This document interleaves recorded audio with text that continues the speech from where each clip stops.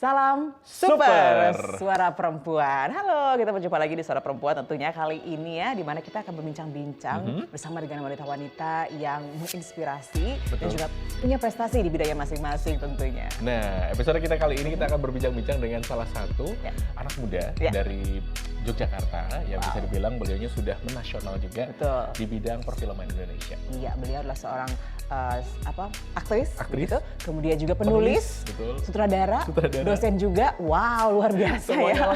Ada Mbak Anissa Hertami. Seperti apa profilnya? Kita lihat bersama-sama.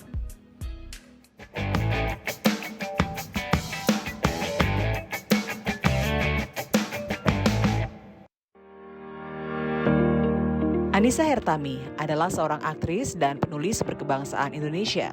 Namanya mulai dikenal lewat film Sugija pada tahun 2012. Sebelumnya, Anissa sudah cukup banyak terlibat pada produksi film pendek, baik di depan maupun belakang layar. Kecintaannya pada dunia seni peran membawanya ke dalam berbagai macam karya yang dapat kita saksikan bersama-sama.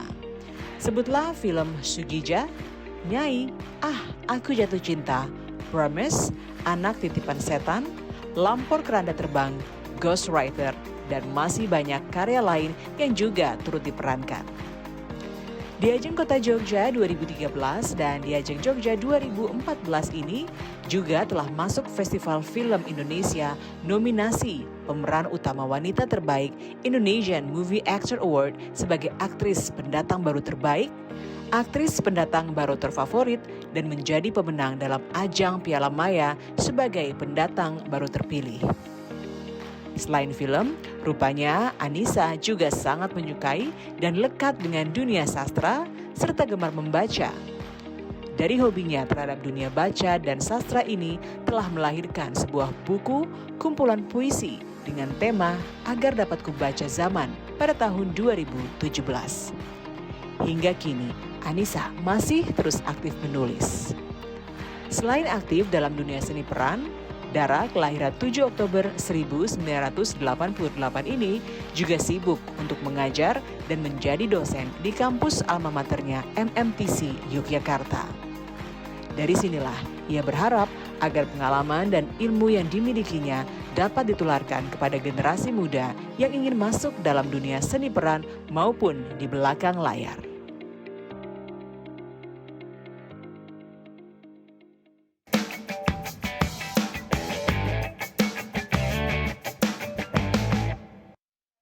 Iya, sudah hadir bersama kita di sini Mbak Anissa Hertami. Halo.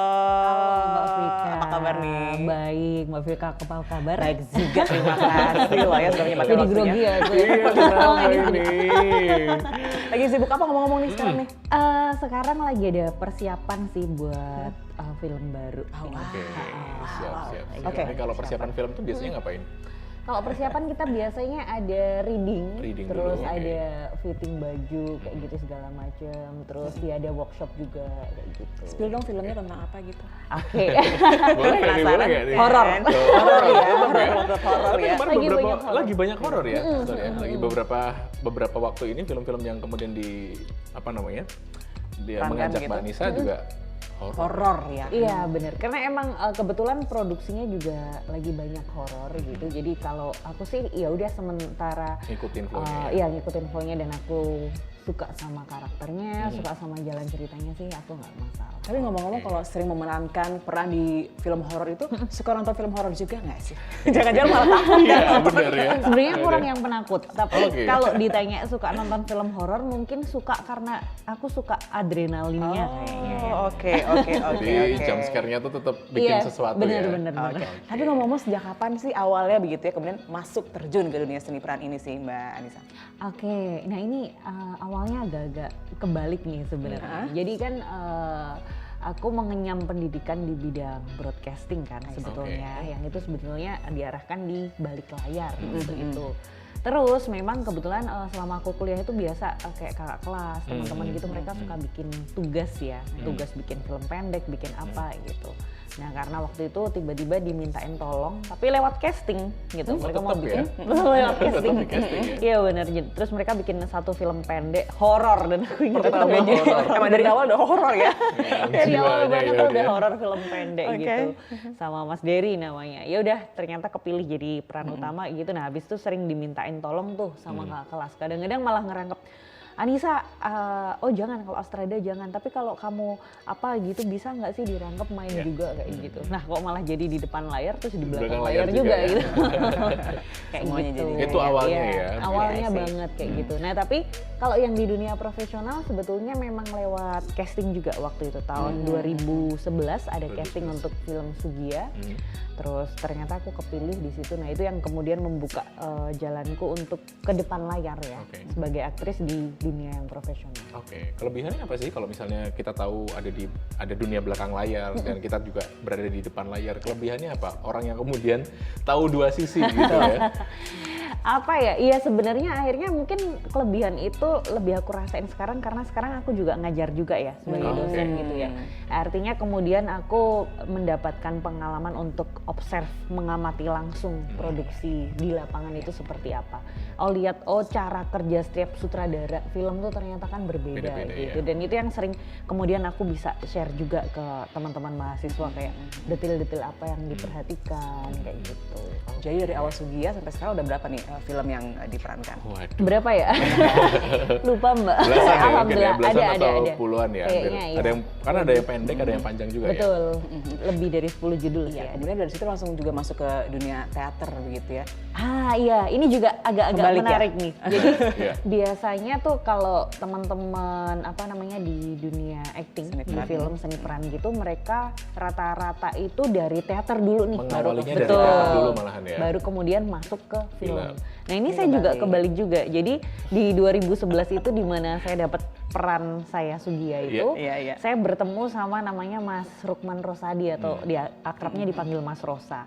Nah Mas Rosa ini kan dia dosen teater gitu kan, terus dia punya komunitas teater. Nah waktu itu diajakin tuh main teater gitu. Jadi justru film dulu terus aku main di teater. Jadi benar-benar di tahun 2011 itu tuh membuka semuanya ya? Betul, maksudnya peluang-peluang untuk main di film maupun main di teater maupun masuk ke dunia sastra dan sebagainya. Iya, betul Mas. Tantangannya seperti apa? Di film seperti apa, di teater seperti apa, terus lebih sukanya yang mana nih? Wah, sukanya dua-duanya karena punya keasikan masing-masing ya? Benar.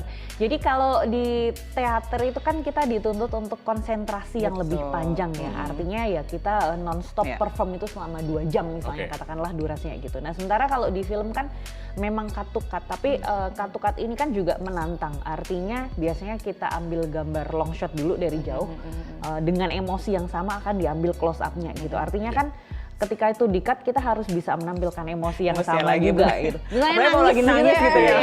Tiba-tiba capek sih ulangin lagi. Tapi sebenarnya gimana nih cara Mbak untuk mempersiapkan diri untuk bisa kemudian memainkan sebuah peran dalam baik sebuah film ataupun teater begitu? Ada rutinitas yang dilakukan begitu? Yang dilakukan meditasi dulu kan. Iya sebenarnya aku termasuk kemarin-kemarin suka males ya, aku akuin aku males, tapi mungkin akhir-akhir ini aku nyadarin kalau ya males itu tidak baik lah ya. Soalnya kayak sadarnya udah telat ya, enggak. Jadi ternyata sebenarnya dalam kehidupan sehari-hari itu juga bisa kita persiapkan. Artinya salah satunya disiplin. Disiplin itu bisa dari aku sekarang mulai rajin banget olahraga. Ya selain tentu untuk kesehatan, tapi bahwa sebagai seorang aktris seni peran gitu ya, stamina untuk bekerja itu kan perlu banget. Karena kadang-kadang kita syuting kan bisa apalagi film horor ya. Nah bener, itu jam syutingnya horor. Iya betul. Kenapa jam syutingnya horor? Karena dia kebalik. Jadi kita siang kerja, bener, gitu ya? kita kerja mulai setelah maghrib sampai pagi gitu, subuh gitu. Makanya aku bilang jam syutingnya horor, bener. Staminanya harus terjaga. Ya itu disiplin, kemudian ya sering nonton film itu juga perlu sih. Nonton film Karena bisa menganalisa karakter sama tokohnya di situ. Karena kan mungkin saking banyaknya peran perempuan yang pernah diperankan oleh Mbak Anissa, kan dulu juga ada peran Nyai gitu ya, di Sugia juga jadi sosok perempuan yang struggling gitu ya. Ada film Empu juga. Nah ini ada pesan-pesan nggak yang kemudian ingin disampaikan kepada masyarakat terkait dengan peran perempuan yang harus punya apa istilahnya ya, sisi kekuatan yang berbeda begitu dalam kehidupan nyata. Nah, tapi sebelum dijawab, kita harus jeda dulu nih. Kita akan ngulik lagi ya, ngulik lagi tentang Mbak Anissa ini saat lagi tetap bersama kami di Super Suara Perempuan.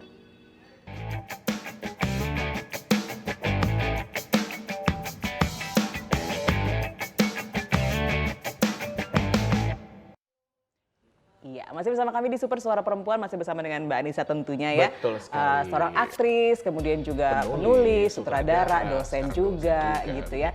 Dengar-dengar salah satu buku favoritnya itu 5 Sekawan ya? 5 Sekawan ya. 5 Sekawan. Kenapa 5 Sekawan? Karena itu adalah mungkin novel terjemahan pertama yang menurutku ya, novel itu kan cukup panjang untuk dibaca seorang anak SD gitu, dan aku suka SD waktu itu? SD, kelas berapa ya? Kelas 4 kalau saya masih nonton Bobo loh ya. nonton apa baca Bobo. Baca juga sih aku. Tapi udah 5 Sekawan itu. 5 Kenapa Sekawan. yang menarik? Apa yang menarik dari cerita 5 Sekawan ini? Nah mungkin aku itu suka dengan cerita-cerita kayak semacam petualangan gitu ya. Jadi dulu kayaknya cita-citaku tuh membayangkan aku selalu jadi bocah petualang gitu, yang kemah kemana gitu, naik karavan gitu. Karena kan baca 5 Sekawan tuh yang dibayangin kayak gitu. Dan itu langsung aku baca habis loh, karena dia kan ada berapa jilid gitu kan. Betul. Saking menariknya gitu Saking ya. menariknya Jadi itu langsung bener-bener aku diborong. baca habis. Bener. Jadi itu sebenarnya awalnya tuh aku dikasih hadiah buku itu sama tetanggaku gitu ya. Jadi tetanggaku itu ada Pak D yang sudah sepuh, tinggal sendiri gitu, anak-anaknya sudah merantau kemana, terus kayaknya itu buku anak-anaknya gitu. Nah karena aku suka main ke tempatnya Pak D itu, terus diceritain macam-macam, dia kayaknya tahu kalau aku suka baca buku, dihadiahkanlah buku 5 Sekawan itu ke aku, satu seri lengkap gitu, dan ternyata aku suka banget bacanya gitu. Jadi ini awalnya, harusnya kalau Pak D-nya masih ada berterima kasih sekali ya. Ya itu mungkin yang jadi namanya cikal lupa lagi Pak D. Gitu kan. Tapi peran perempuan tadi, ada nggak yang ingin disampaikan bahwa perempuan harus struggling, perempuan harus punya kekuatan tersendiri dalam kehidupan sehari-hari begitu, dari peran-peran yang pernah dimainkan oleh Mbak Anissa? Iya, bukan perempuan harus struggling ya Mas Denta, tapi lebih bahwa perempuan itu harus punya kekuatan. Artinya begini, saya sangat suka sekali bagaimana seorang Pramudia Anantatur begitu menggambarkan sosok Nyai Ontosoroh, dan ada statement Pramudia yang dikeluarkan melalui Ontosoroh, bahwa dia bilang hidup itu tidak harus berkalang dengan laki-laki ya, tetapi bukan berarti sebagai seorang perempuan juga tidak membutuhkan laki-laki. Nah artinya di sini menunjukkan bahwa sebagai seorang perempuan itu harus punya independensi, dan laki-laki itu sebagai partner juga gitu, jadi saling melengkapi dan mendukung satu sama lain kayak gitu. Menarik ya. Dari tadi suka membaca begitu, akhirnya kan juga menulis begitu ya. Ada meluncurkan buku juga, kumpulan-kumpulan puisi ya, agar dapat kubaca zaman gitu. Boleh diceritakan nih seperti apa sih buku ini? Ya itu sebetulnya. Dan juga prosesnya seperti apa ketika membuat buku ini? Itu saya pikir kalau sekarang itu kita kan, bagi saya ya, dan semoga ini buat teman-teman juga yang menonton, yang zaman sekarang itu sudah tidak ada lagi kompetisi, tapi lebih baik kita saling berkolaborasi. Kompetisi dalam arti yang positif, tapi kolaborasi itu yang lebih penting. Nah sebetulnya karya puisi di sini itu adalah kolaborasi, karena di sini saya kemudian tidak hanya menulis puisi, tapi juga berkolaborasi dengan seniman-seniman, perupa-perupa senior dari Jogja yang mengisi ilustrasi di buku saya. Jadi ada Pak Nasirun, kemudian Pak Bambang Heras, kemudian Mas Yuswanto Radi, dan masih banyak sekali, dan ada juga pelukis-pelukis perempuan, itu ada Mbak Astuti, terus Mbak Laksmi juga waktu itu. Nah jadi ketika launching buku ini tidak hanya launching buku, tapi juga ada pameran lukisannya mereka gitu. Dan itu sangat menyenangkan karena itu kayak merayakan keberagaman juga gitu loh. Keberagaman profesi, dan saya sebagai wujud saya untuk berterima kasih pada orang-orang yang telah berkontribusi mengantarkan saya sampai di titik saya sekarang. Dan pada saat pandemi itu juga menjadi momen yang khusus juga ya, karena di situ juga banyak kemudian menabung tulisan di situ ya. Iya benar, tapi ini lagi nabung tulisan ya, ini menarik nih ya. Aduh benar-benar. Ya, itu kemarin ada satu, dan tulisan saya selama ini cukup berfokus terutama untuk yang cerpen yang saya witin dari cerpen, kemudian saya juga bikin beberapa karya film film pendek dan juga series gitu, selalu fokus ceritanya tentang perempuan juga. Gitu. Menarik. Oke. Lalu kemudian dari belakang layar ke depan layar, sekarang jadi dosen. Ini perjalanannya kan jadi agak sebenarnya nggak random juga ya. Iya. Apa namanya kalau di Beririsan gitu. Nah, betul. waktu itu kenapa memutuskan mau jadi dosen? Jadi dosen, oke. Satu karena sebetulnya saya itu suka banget untuk berbagi ya, artinya berbagi apa yang saya dapatkan, dan saya selalu percaya bahwa ketika saya berbagi itu saya juga belajar banyak dari teman-teman mahasiswa juga, dari teman-teman yang saya bagikan kayak gitu. Jadi tidak serta-merta kemudian kalau saya berbagi itu bahwa saya lebih itu enggak, tapi saya menempatkan diri bahwa saya juga sama-sama belajar dari mereka kayak gitu. Jadi memang punya passion ke arah sana juga, makanya saya saya suka ngajar kayak gitu. Wow. Dan ya mungkin ini sih yang agak lucu adalah ini ibu suka kalau di kampung kan ditanyain anaknya kerja apa, kalau dijawab seniman gitu suka bingung, anaknya kerjanya dosen. Dosen gitu. Itu mungkin lebih ke status sosial untuk kemudian menyampaikan kepada orang lain secara sederhana. Iya, ini bercanda aja. Ngomong-ngomong soal dosen gitu ya, apakah ada seorang mungkin yang menjadi mentor atau panutan dalam karir seorang Mbak Anissa sejauh ini gitu? Oke, kalau mentor ya semua orang yang saya temui itu pasti jadi mentor saya, betul. Tapi mungkin panutan dalam karir ya, sebagai seorang aktris saya suka banget sama Meryl Streep. Iya, Meryl Streep. Kenapa tuh? Menurut saya dia adalah salah satu aktris terbaik karena dia bisa banget istilahnya jadi bunglon, jadi bener-bener dari karakter satu ke karakter yang lain itu bisa bener-bener beda, dan kita selalu ini bukan Meryl, ini lain lagi. Saya selalu amazed kayak gitu. Ada nggak sih film yang kemudian jadi tontonan wajib, atau mungkin kalau misalnya kayaknya orang lain kalau masuk dunia film ini dulu nih, nonton film ini nih gitu. Ada nggak? Apa ya, itu ada sih, aku inget itu juga tokohnya menceritakan dari sudut pandang perempuan itu. Judulnya tuh ada 3, dia sebenarnya 3 gitu, 3 cerita beda, tapi aku lupa, Red, Blue sama White kalau nggak salah. Iya, itu bagus banget sih film itu. Sering menonton film ini juga apakah menjadi salah satu cara untuk terus mengasah kemampuan acting dari seorang Mbak Anissa? Apalagi selain itu kemudian yang selalu dilakukan untuk mengasah kemampuan acting seorang Mbak Anissa ini gitu? Tentu saja latihan ya. Jadi ketika sudah dapat naskah biasanya kita memetakan gitu. Artinya di naskah ini karakternya itu sebagai apa. Kemudian syukur-syukur lebih baik bisa discuss langsung sama sutradaranya. Jadi bisa dapat insight dari sutradaranya, tapi juga ngembangin backstory sendiri, kemudian menganalisa sendiri. Misalnya nih perempuan Jawa, tapi ini perempuan Jawa yang hidup di desa tahun sekian kan pasti berbeda dengan perempuan Jawa yang hidup di kota dan tahun sekian kayak gitu. Secara gesture, kemudian dialek, bahkan ya dialeknya Jogja sama dialeknya yang Solo aja udah beda, ada beda ya. Sama Magelang, Muntilan aja ada yang beda saya karena lahirnya di Muntilan ya, Muntilan Pride. Muntilan Pride. Oke, nanti kita akan ngobrol-ngobrol lagi sama Mbak Anissa yang saya jadi tetaplah bersama kami di Super Suara Perempuan.